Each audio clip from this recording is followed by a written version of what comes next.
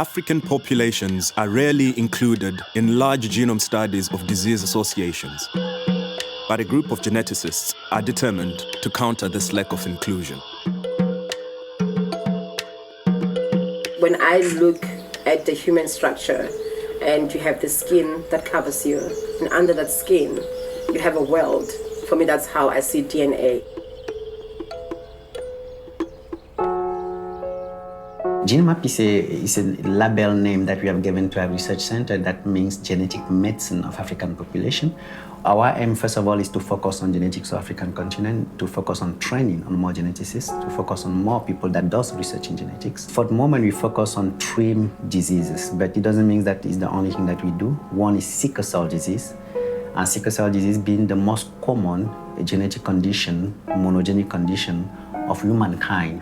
Sickle cell anemia is it's to do with red blood cells. They are shaped in a banana shape, whereby a normal human being's it's shaped in a circular shape, if I may put it that way.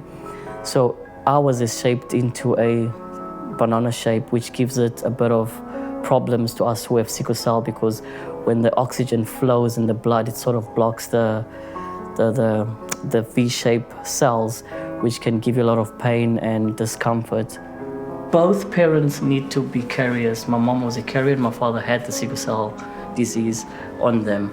So basically when I was born with sickle cell anemia because the 2 of them had it.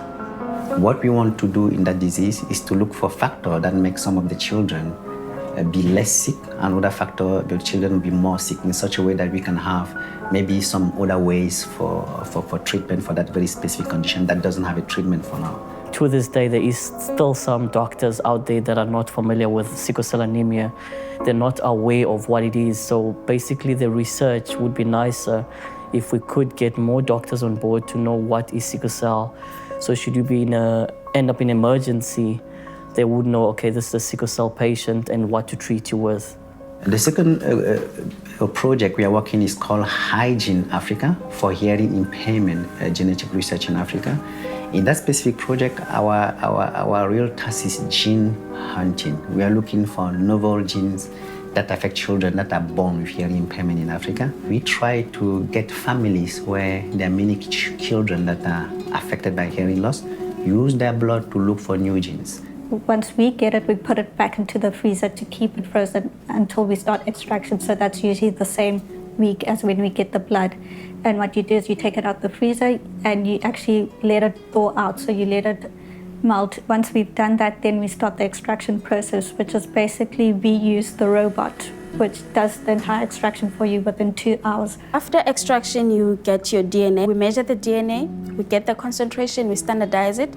After the PCR, I take them through sequencing, and the sequencing is trying to look at the arrangements of the nucleotides that make up the DNA. So we are looking for mistakes or variations in the arrangement of the DNA, and these mistakes or variations can lead to the condition that's deafness or hearing impairment.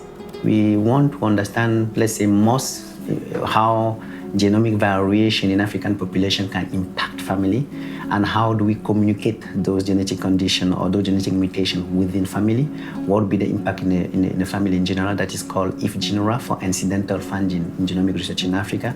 IFGENERA is saying, well, could it be meaningful to give back individual genetic research results? And if so, which results, and how do we give those back? The purpose here is to really bridge the gap between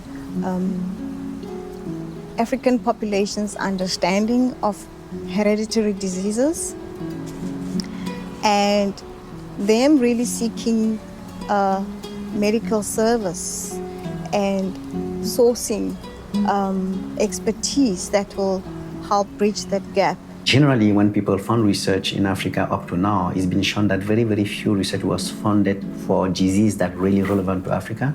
So the idea was, first of all, to address those and all those levels by kind of involving the Faculty of Health Sciences here, changing a little bit the curriculum or improving the curriculum, increase the number of graduates that are African in terms of genetics. So that really the big philosophy behind GeneMap. I believe like life began in Africa. It was just one big continent. You can climb a mountain, go down the rivers and everything like that. Life, Africa is the heart of it all.